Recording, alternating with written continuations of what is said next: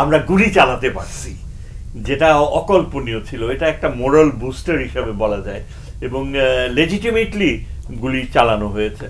ভারত থেকে আসা ঢল আর ভারী বর্ষণে এবং বাঁধ ভাঙার ঘটনা রয়েছে, দুর্ভোগে বিপুল সংখ্যক মানুষ, নানা ধরনের বিশ্লেষণ হচ্ছে, নানা ধরনের বক্তব্য আসছে, এবং ভারতীয় গণমাধ্যমে বিষয়টি যেভাবে আসছে, স্বাভাবিকভাবেই বাংলাদেশের পক্ষ থেকে তখন কিন্তু বিষয়টি অন্যভাবে, অন্য চোখে দেখা হয়। যখন আমরা নিজেরা বিপদের মধ্যে আছি, অন্যকে উপহাস করে, তখন বিষয়টি আসলে কীভাবে বিশ্লেষণ করবেন? দেখেন, এটা ভারতের একটা পুরনো পন্থা।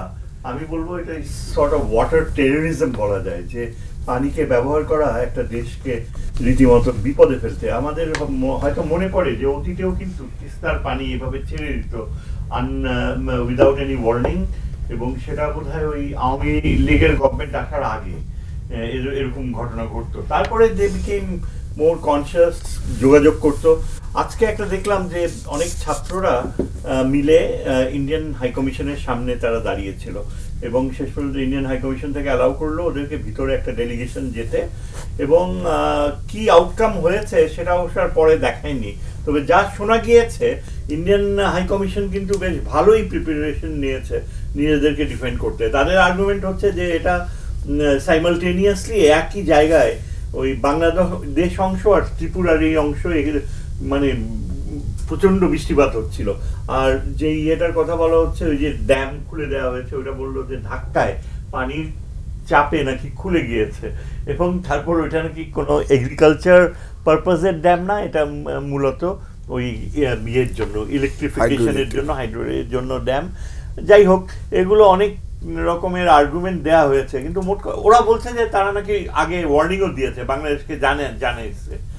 এখন কথা হচ্ছে যে বিষয়টা তো এত আকস্মিকতার মাত্রাটাই সবাইকে ইয়ে করে দিয়েছে।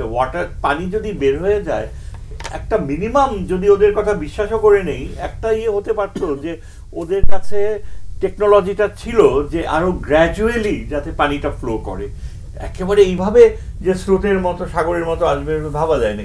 এখন কথা হচ্ছে যে এই ভারতের এই আচরণ আমরা কিন্তু এক্সপেক্ট করতে পারি, অ্যান্টিসিপেট করতে পারি, আগামী দিনগুলো তো ঘটে যাবে। আপনি যদি দেখেন এই যে ইয়েতে তারা কিভাবে হঠাৎ করে বর্ডারে এখন বিডিআর, আমাদের এই যে বিজিবি আর ইয়ের মধ্যে বেশ কয়েকটা একটার পর একটা কনফ্রন্টেশনের ঘটনা ঘটে যাচ্ছে।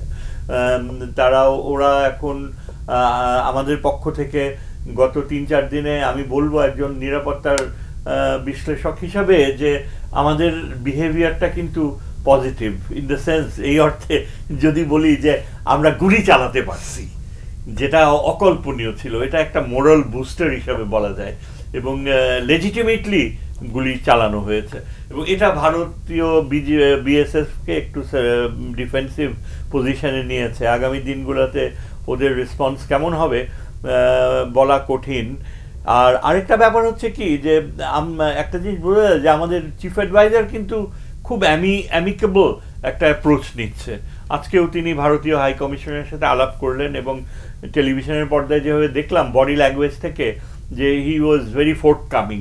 খুবই, অবশ্যই এটা সত্যি যে 3 তারিখে উনি ওই বিমস্টেকের সম্মেলনে যাচ্ছে, মোদির সাথে দেখা হবে।